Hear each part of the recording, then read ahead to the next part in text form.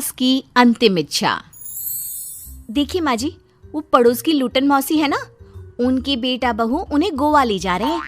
अरे क्या बात कर रही है बहू, उसके तो ना मुंह में दांत है ना सर पर बाल, क्या करेगी गोवा जाकर। अपनी अपनी किस्मत है माँ जी, लूटन मौसी मरने जो वाली है। हैं? अरे बहू ये कैसा मरना हुआ जो पहले से ही पता है और ऊपर से गोवा भी घूमने जा रही है। बोला ना माँ जी, ये अपनी अपनी किस्मत है। बात हुई थी मेरी लूटन मौसी की बहू से, बोल रही थी कि चलो दवाई में जो पैसा लगेगा वो गोवा में लगा देते हैं।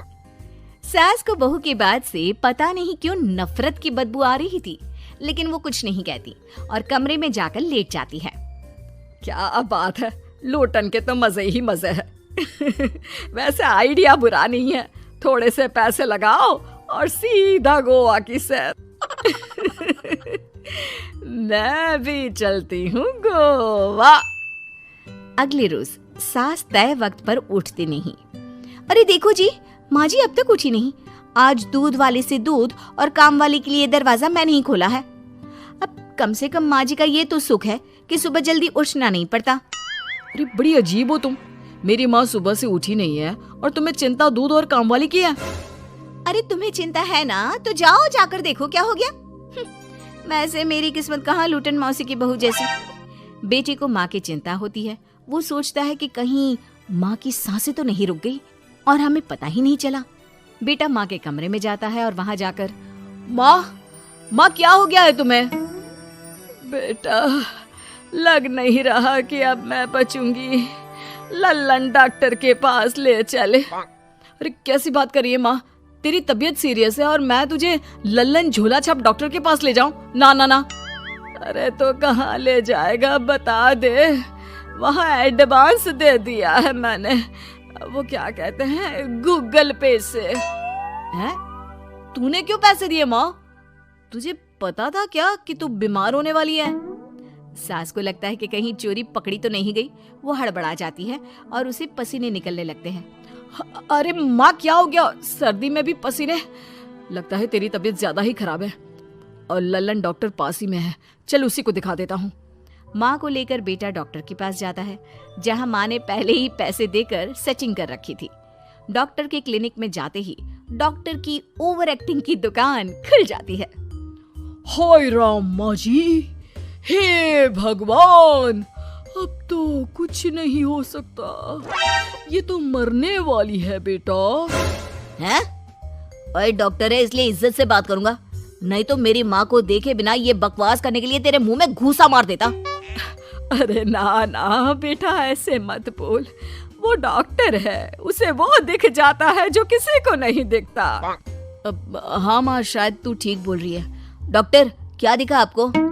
हमारे डॉक्टर जी, जिन्होंने पहले से ही माँ से बोलने के पैसे ले रखे थे। यमराज, काला भैंस, वो तुम्हारी माँ को ले जा रहा है, ले जाओ इन्हें। यार माँ ये डॉक्टर ही है तांत्रिक, क्या क्या बोला जा रहा है? अरे बेटा वो डॉक्टर है, उसे वो दिखता है जो किसी को नहीं दिखता। इनकी हर इच्छा पूरी करो, क्योंकि यम नहीं चाहते कि इनकी कोई भी इच्छा को अधूरी रखा जाए। निराश मन से बेटा माँ को लेकर घर आता है। माँ आज से मैं ऑफिस नहीं जाऊंगा, चल तुझे वो झूले वाले पार्क में ले चलता हूँ जहाँ तू पिताजी के साथ जाया करती थी।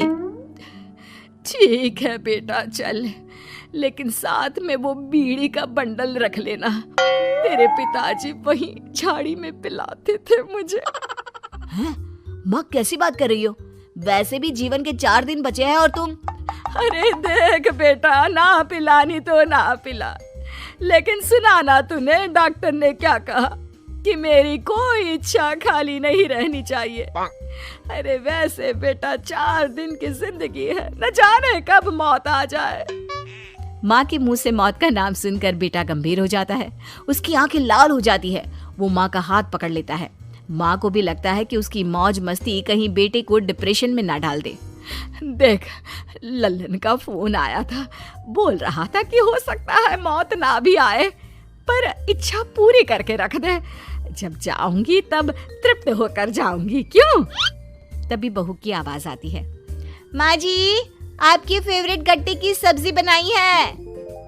सास खाने के टेबल पर जैसे ही बैठने वाली होती है, बहू उनकी चेयर पीछे करती है और प्यार से बिठाती है।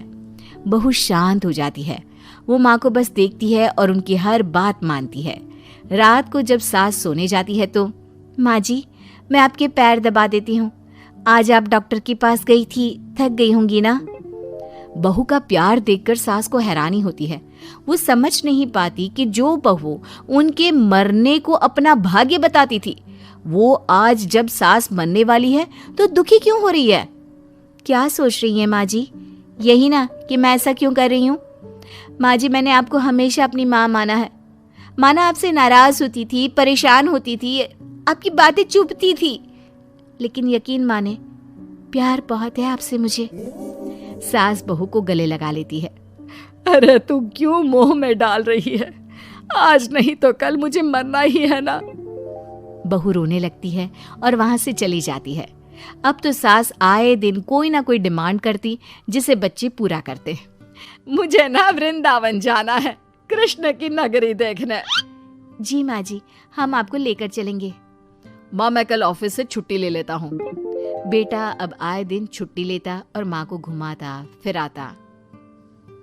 एक दिन बॉस कहते हैं, रमन क्या बात है, मैं देख रहा हूँ पिछले 1 महीने से तुम ना काम करते हो ना दाम, बस सारा दिन इमोशनल से बैठे रहते हो।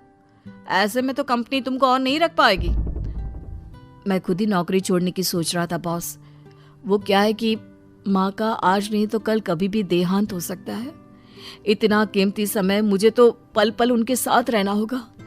पता नहीं कब वो मुझे छोड़कर चली जाए। और बेटा नौकरी छोड़ देता है। माँ मैंने नौकरी छोड़ दी है, आज से मैं तेरे पास रहूंगा। माँ जी मैंने भी बच्चों का नाम स्कूल से कटवा दिया है, अब हम सब आपके पास ही रहेंगे और आपकी सारी इच्छा पूरी करेंगे। अब सास को लगता है ये तो कुछ ज्यादा ही हो गया। अरे बेटा नौकरी नहीं करेगा तो खाएगा क्या? बच्चे स्कूल नहीं जाएंगे तो साल बर्बाद हो जाएगा। वो समझ नहीं पाती कि क्या करे, कैसे ये ड्रामा खत्म करे। बेटा बहू तुम लोगों से एक बात करनी थी। देखो मैं ना बहुत शर्मिंदा हूँ, मैंने झूठ बोला था, मुझे कुछ नहीं हुआ है। वो तो ये बोलकर सास सारी बात घर वालों को बता देती है। ओ माँ सच्ची? हे भगवान मैं जानता था माँ को कुछ नहीं होगा।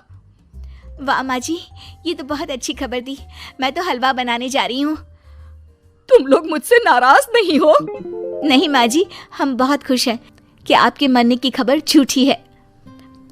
माँ शायद मैं तेरे ठीक होते ही तेरा इतना ख्याल रख लेता तो तुझे ये नाटक करने की जरूरत नहीं पड़ती। माँ जी आप हम लोगों को माफ कर दीजिए।